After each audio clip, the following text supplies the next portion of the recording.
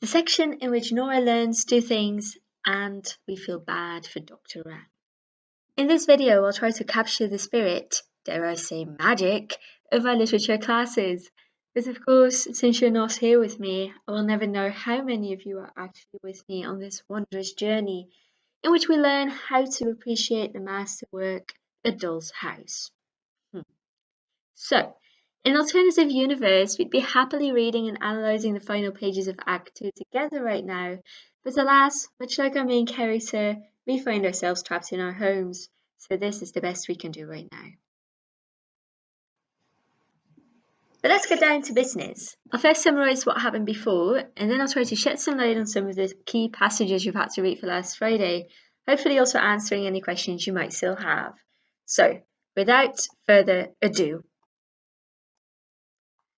a cast of characters: Nora, a lovable main character; Torvald Helmer, her loving husband; Croxted, a morally diseased lawyer; Dr. Rank, a devoted friend. I gave him glasses and a top hat for dignity; Mrs. Lynde, a widowed friend from the past; and then there's also a maid and a nurse and some children who are only there to reinforce gender roles, really. Now, in Act 1 and the first half of Act 2, we learnt that Nora had been lying to everyone about the money she'd borrowed.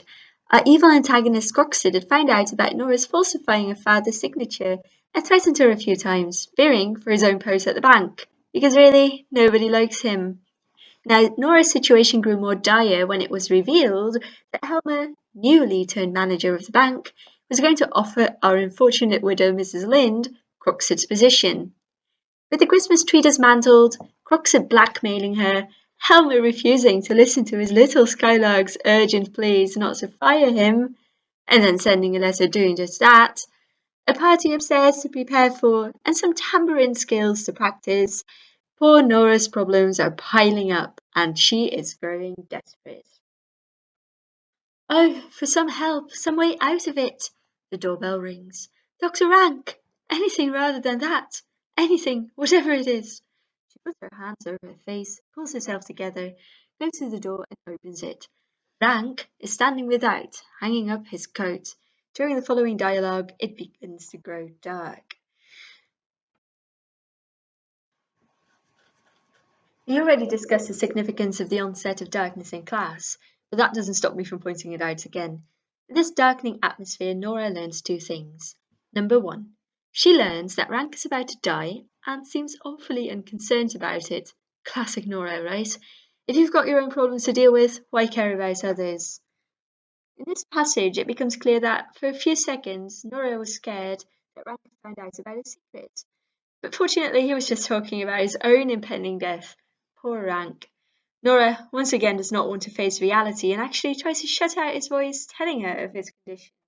She actually puts her hands over her ears, saying, "Rubbish, do talk of something cheerful," and eventually, putting her hands on his shoulders, "Dear, dear Dr. Rank, death mustn't take you away from Torvald and me." "Yeah, Nora, because this is all about you." And Rank ever so optimistically responds, "Oh, it's a loss you would easily recover from. Those who are gone are soon forgotten." And then Nora looks at him anxiously and she says, "Do you believe that?"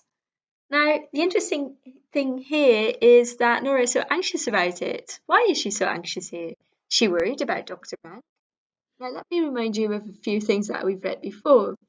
Remember when Helmer said, "Almost everyone who's gone to bad early in life has had a deceitful mother," and that Nora quite rapidly after that in a conversation with the nurse asked the nurse, "Do you think they would forget their mother if she went away altogether?" So when Rank says that those who are gone are soon forgotten, Nora's actually quite anxious because she is considering leaving her family. Now, that's not the only thing Nora learns about Rank. Nora, as we've seen, has been dying to share her secret with someone, hoping for some magical solution. So who better to reveal it to than her dear friend, our miserable dying doctor? So after flirting a bit with her friend, yes, you're reading that correctly, she hits her friend on the ear with her new silk stockings. So after flirting with her friend, Rank gives her the perfect opening. So Rank says, "And not be able to leave behind one of the slightest token of one's gratitude, scarcely even a fleeting regret. Oh, if only he could do something for her." And Nora immediately sees her chance, of course. "Nora, and if I asked you now for a—" "No." "For what?" "For a big proof of your friendship." "Yes, yes." "I mean a tremendously big favor." "Would you really make me so happy for once?" "Ah, but you don't know what it is yet." "No, but tell me." Guys, she's still got it. Nora, our master manipulator. But before she can actually spill her beans, Rank reveals something else. Rank leans towards her and says, "Nora, do you think he," meaning Helmer, "is the only one?" Nora, with a slight start, "The only one?" Rank, "The only one who would gladly give his life for your sake." He loves her. Aw, I mean, what's not to love about a bubbly heroine? Seriously, let's take a look at our heroine. Nora, so far we can characterize as a caring mother, a caring wife, apparently quite lovable, very manipulative, self-conceited, in way over her head, but also showing some signs that she is tired of being seen as silly and that she has a strong desire for being taken seriously. It's time to get your yellow highlighters out because we are going to do some close reading now. Rank. I was determined you should know it before I went away, and there will never be a better opportunity than this. Now you know it, Nora, and now you know too that you can trust me as you would trust no one else. Now, I went away is a euphemism here, and he is telling Nora that he is really the only person that she can now trust because he loves her so much. However, Nora, in the turn of events, rises deliberately and quietly, which is really something that we haven't seen before. It's a real change of atmosphere, and she says, "Let me pass." Rank makes room for her to pass him, but sits still. "Nora!" he shouts. I think about his tone. I like to think that his stillness here, the exclamation mark, indicate that he feels this sudden anxiety. And Nora, at the hall door, "Helen, bring in the lamp." And the lamp's quite important here. Remember how it was growing darker and darker? And now she's actually calling for light, meaning that the truth or reality is about to set in. She goes over to the stove. "Dear Dr. Rank, that was really horrid of you." "To have loved you as much as anyone else does? Was that horrid?" "No, but to go and tell me so, there was really no need." Now remember, Nora doesn't really like facing reality. It's better to just fantasize of certain saviors, magical solutions, and hidden love. It's okay entertaining the idea of a secret lover, but Nora very much cares about keeping up appearances, and she is scared to death of actually morally corrupting her children by violating the moral code of behavior. Remember?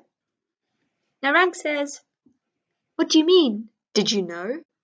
The maid enters with the lamp and puts it down on the table and goes out. "Nora, Mrs. Helmer, tell me, had you any idea of this?" Poor Rank, he's all confused. And you can tell by the fact that instead of saying Nora, he tries to change it to Mrs. Helmer. He doesn't quite know how close he is to her anymore. And Nora says, "Oh, how do I know whether or hadn't? I really can't tell you. To think you could be so clumsy, Dr. Rank. We were getting on so nicely." She is definitely annoyed here. Um, and still very irresponsible. Remember, she was hitting him with her stockings just a few minutes ago. Mixed signals much. Not only does she want to deny his impending death, but she also actively denies her own part in this entire charade. Why would she ever deal with the consequences of her own behaviour? So Nora has just realised that Rank loves her and refuses to share her secret with him any longer. Ironically, since he has said that he is now the only person she can trust. So she walks away from him both literally and figuratively here in this passage. And she isn't quite done with the insults either. Nora says, "You can do nothing for me now. Besides, I really don't need any help at all. You will find that the whole thing is merely fancy on my part. It really is so. Of course it is." Sits down in the rocking chair and looks at him with a smile. "You are a nice sort of man, Dr. Rank. Don't you feel ashamed of yourself now the lamp has come? Don't you, Rank? Don't you feel ashamed? So let's talk about Rank, because however pitiful the man is, of course, it is completely immoral to profess your love to your best friend's wife. But the lamp isn't just shedding light on Rank's shameful behaviour. We've also learned about Nora's strained relationship with reality in this passage. Now, for Rank, things are about to take a turn for the worse. Rank, being all hurt and logical, assumes that he must now stay away from the family and suffer all by himself. But Nora has other ideas. Of course you must come here just as before. You know very well Torvald can't do without you. And she will, of course, also be pleased to keep seeing him as before. Yes, she says. You see, there are some people one loves best and others whom one would almost always rather have as companions. When I was at home, of course I loved Papa best, but I always thought it tremendous fun if I could steal down into the maid's room, because they never moralised at all and talked to each other about such entertaining things. And Rank says, I see, it is their place I have taken. There are two interesting things that happen here. So first of all, we see this comparison that Nora has made between her father and her husband, who are both quite moralising, and then the maids were this escape. And Rank, similarly, has been an escape for her as well. And she's quite explicit about it towards him now. And so all we can do here is really feel sorry for Rank, even though it's not on to fall in love with your best friend's wife. And quite soon after, Nora has a second visitor. And that first visit didn't quite deliver what she'd hoped for, as we've seen. So now she's growing increasingly desperate. She says, This dreadful thing is going to happen. It will happen in spite of me. No, no, no, it can't happen. It shan't happen. So she's still quite forceful in her feelings here. She's very determined to stop this event from happening. So she bolts the door of Helmer's room, and the maid opens the hall door for Crockstead. Dun, dun, dun, dun, and shuts it after him. He is wearing a fur coat, high boots, and a fur cap. And this is where we're going to leave it. So finish reading Act 2, and you will find out just how desperate Nora has become. And don't forget to annotate the text and write down any questions you have. And that's it for today, and probably forever, because this took me way too much time. Ciao.